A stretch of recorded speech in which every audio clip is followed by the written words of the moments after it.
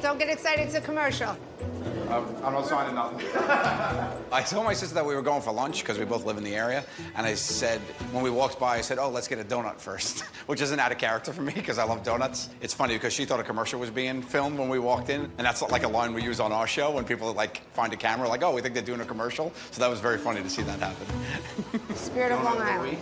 Yeah. What's that? It's like a vanilla donut dipped in vanilla with wings and a halo. It's cute. Cute. We'll try that.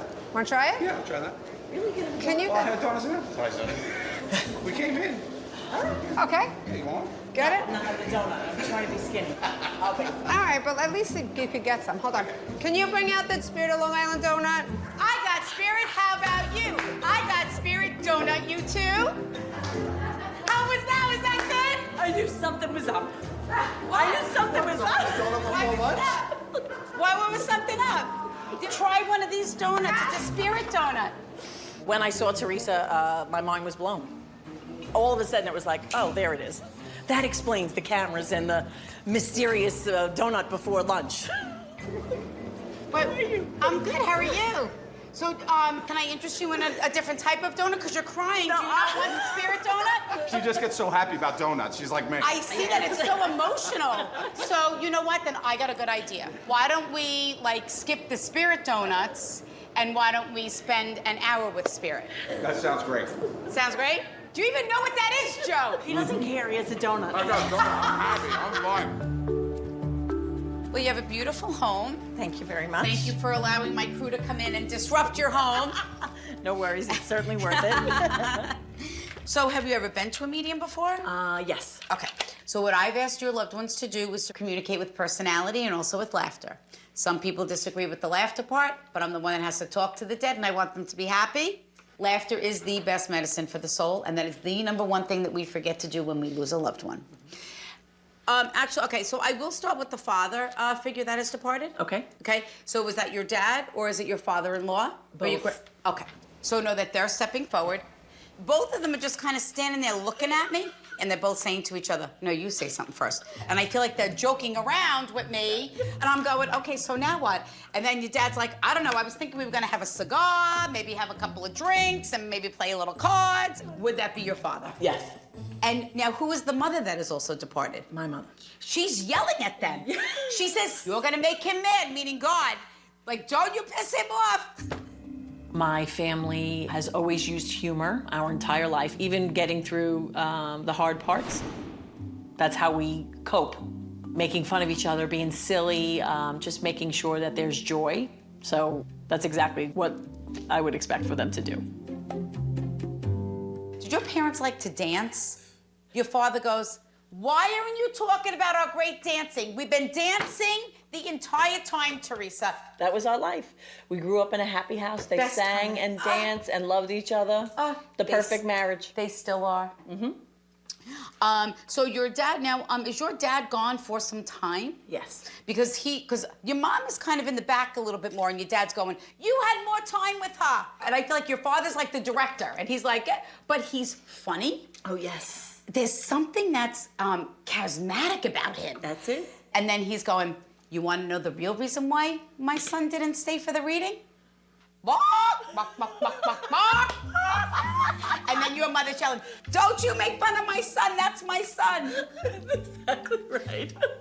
My dad was charming. Everyone who met him loved him.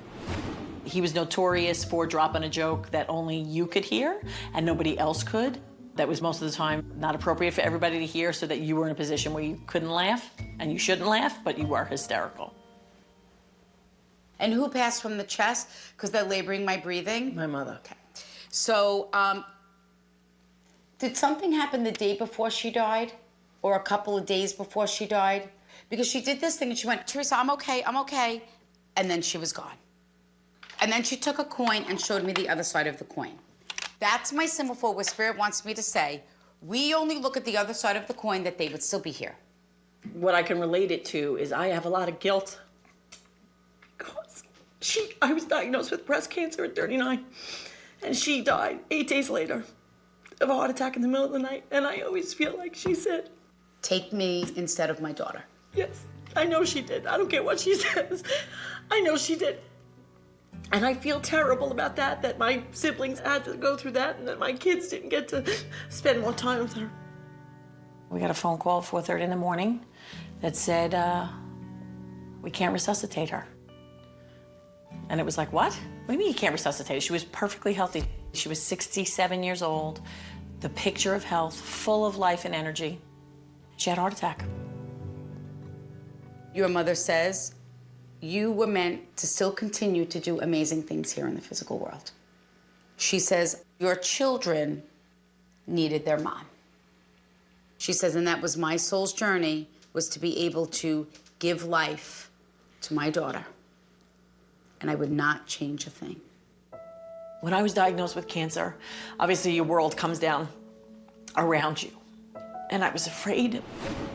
And then when my mother died, nothing else mattered. I knew I was gonna be okay because she went, and in my opinion, had Jesus by the beard saying, you better make sure she's okay.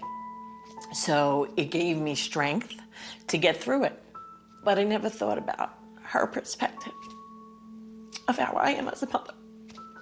So it made me feel better. It's f***ing tissues. Did you have a child after you were diagnosed? That's Joseph. Your mother looked at your father and kissed him and said, he was our last gift to our daughter. And he is the sweetest thing to validate that your son is the miracle baby. I truly believe that he was my gift from them. 1000%. I have 13-year-old twins, and the reason I have twins is because we had a hard time getting pregnant the first time. So we did fertility for 2 years, had a really hard time. Then I got cancer. You know, obviously when you're in cancer, the drugs put you into menopause. So I was 40, and the doctor said, you have a 50-50 shot that you may stay in menopause. Sure enough, Joseph was our surprise. I had my double mastectomy surgery in January, and I got pregnant the following July. What your parents proved today, and your father-in-law, hilarious, was how they really give us what we need. How they are, that they truly are at peace. Mm-hmm. And I think that it's pretty incredible that your brother gave you this most amazing gift. Yes, forever So indebted. it really, honestly, was a pleasure. After the reading, I'm feeling at peace, happy. The only thing that I was harboring was the guilt that I had about my mom, and this has just 100% taken that burden off my shoulders. And I'll take that with me for the rest of my life. And I hope you shared these messages with Joe. I will. Because he was a chicken, according to your father.